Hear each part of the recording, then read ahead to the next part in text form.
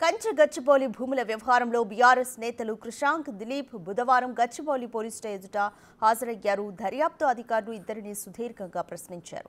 Social మీడియాలో కంచె భూముల్లో నెమళ్లు, జింకలు తిరుగుతున్నట్లుగా ఫోటోలు వైరల్ అయ్యాయి.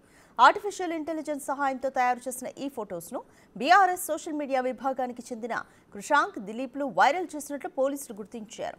దీంతో నిన్న విచారణలో భాగంగా కంచె గచ్చిబౌలి భూముల్లో నెమళ్లు, జింకలు తిరుగుతున్నట్లుగా వైరల్ చేసిన ఫోటోలు ఎక్కడి నుంచి వచ్చాయి, ఏఐ సహాయంతో వాటిని తయారు చేశారా, చేస్తే దీనికి ఎవరు సహకరించారు అనే కోణంలో దర్యాప్తు అధికారులు ఇద్దరిని ప్రశ్నించారు.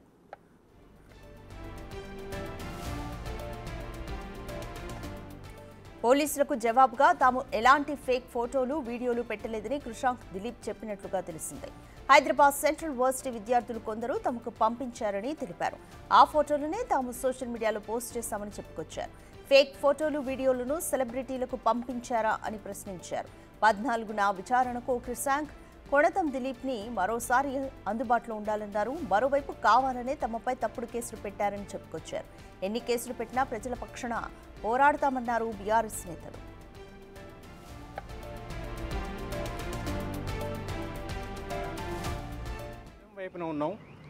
నిజం వైపున ఉన్నాం కాబట్టి మేము ధైర్యంగా ఉన్నాం. వీళ్ళు ఒక కేసు కాదు 100 కేసులు పెట్టినా కానీ మేము వెనక్కి పోయేది లేదు, బెదిరేది లేదు. ఈ ప్రభుత్వాన్ని ప్రశ్నిస్తూనే ఉంటాం. ఒక్కటి స్పష్టంగా అడగదలుచుకునే వాళ్ళు ఏంటంటే, ఈ ప్రభుత్వం అబద్ధమని దేన్ని అంటున్నది? కంచెగచ్చిబౌలి అడవి ఉన్నది అబద్ధమని అంటున్నదా?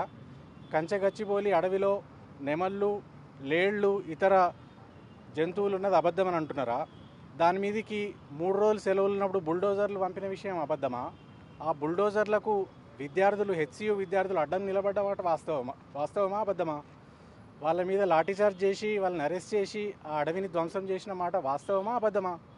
ఇన్ని వాస్తవాలు కళ్ళ ముంగట ఉంటే ఇప్పటికి కూడా ఇంకా మాలాంటి వాళ్ళ మీద అక్రమ కేసులు పెట్టి మేమేదో ఇమేజ్లు పెట్టడం వల్ల ఈ ఉద్యమం చెలరేగిందని అనడం అన్నిటికన్నా పెద్ద అబద్ధం.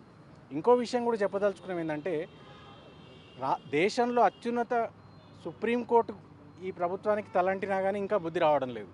వాళ్ళు చాలా స్పష్టంగా హైకోర్టు రిజిస్ట్రార్ని పంపించి ఇక్కడ అడవి ధ్వంసమైందనే నివేదిక తెప్పించుకొని ఈ ప్రభుత్వానికి చాలా గట్టిగా మందలించినారు. 7 గంటలు ఉట్టి కూర్చోబెట్టారు.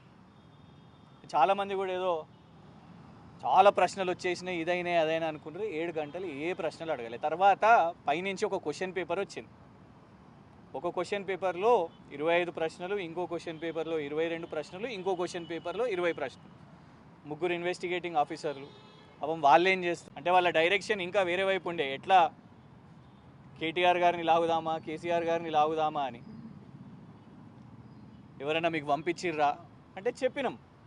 విద్యార్థులు ఏదైతే హైదరాబాద్ సెంట్రల్ యూనివర్సిటీలో మీ లాఠీ దెబ్బలతోని గాయపడిన విద్యార్థులు ఉన్నారో, మీరు ఆపే ప్రయత్నం చేసిరో, అయినా కూడా ఏదైతే ఇమేజెస్ వచ్చినాయో వాటిని పెట్టినాం. ప్రకాష్ రాజ్ గారిది ఎందుకు రీట్వీట్ చేసిరు అని అన్నారు.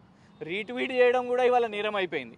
కేటీఆర్ గారిది రీట్వీట్ ఎందుకు చేసిరంటే, మా నాయకుడు పై చేస్తాం, రీట్వీట్ చేస్తాం.